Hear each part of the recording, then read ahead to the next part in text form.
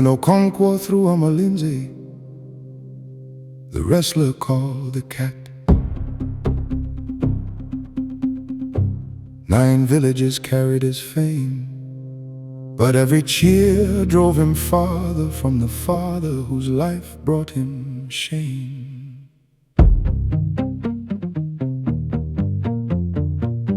Unoka loved the flute, owed more than he could repay, died without title or harvest, and fear took his son from that day. He feared becoming his father, until fear became his law. Anything tender looked like weakness, anything gentle met his anger.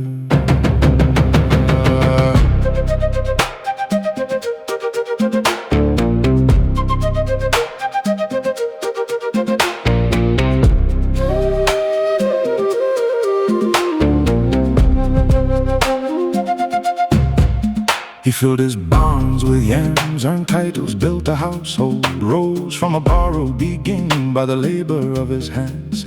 But strength became a narrow road with no room to turn or rest. He broke the weak of peace in anger and mistook severity for strength. Ikemefuna lived beside him 3 years, made the stranger kin. Nwoye found a brother in him, the house grew warmer from within. Then the oracle demanded blood, and Ezeudu warned him, stay.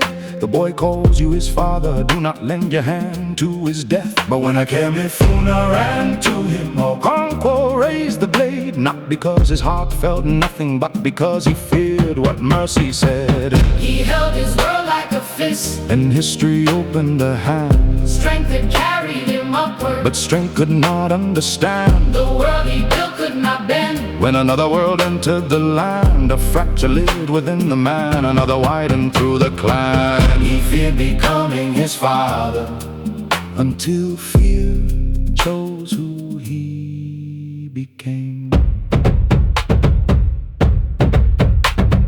Boy heard the abandoned twins, and Ikemefuna's death stayed inside.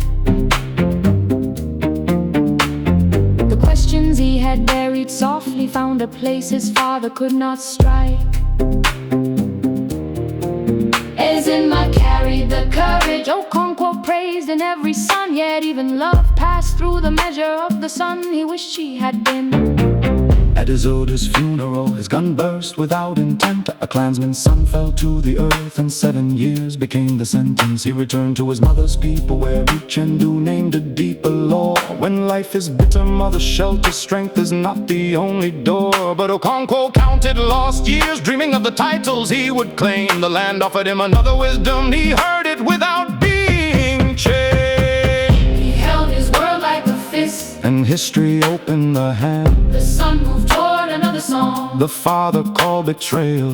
The world he built could not bend. When an empire entered the land, things fall apart when strength is permitted to mean only one thing.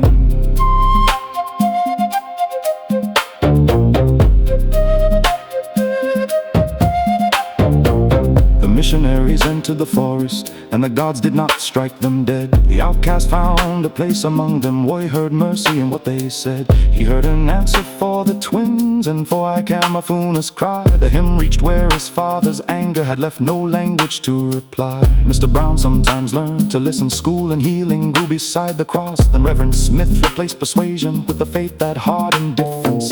The church did not arrive alone. Behind it came the clerk in chain. A people divided over meaning met a court they had not chosen. Enoch tore the mask from an ancestor. The Igbo burned the church. The commissioner invited elders, then bound and beat them for their words. Okonkwo returned for the life he thought it waited where he left.